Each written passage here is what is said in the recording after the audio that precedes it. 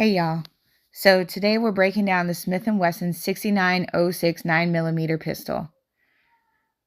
Always make sure to put a towel down to protect your furniture.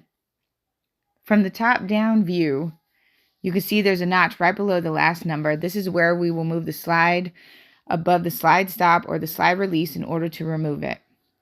So you can grab this pistol in this grip to line up the notch above the slide stop. You have to push the pin from the other side, and once it's aligned, you can push the pin all the way out and remove it. Push down the firing pin safety lever to remove the slide. Inside, push down on the spring to remove it, then remove the barrel. And there's a quick tear down.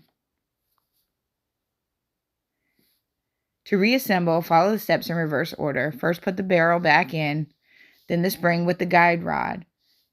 Push on the spring slightly to make sure it secures on the end of the barrel.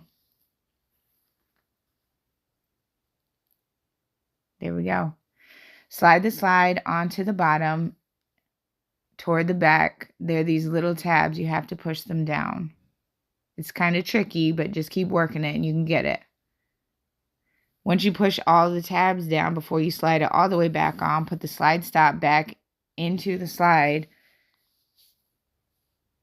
and then slide it back so you can line up the notch.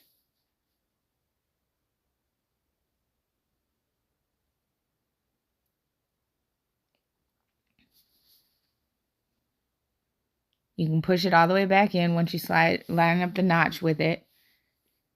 And then you can perform a quick function check and you're ready to fire. And there you have it. Thanks for watching. Please like and subscribe. I appreciate y'all.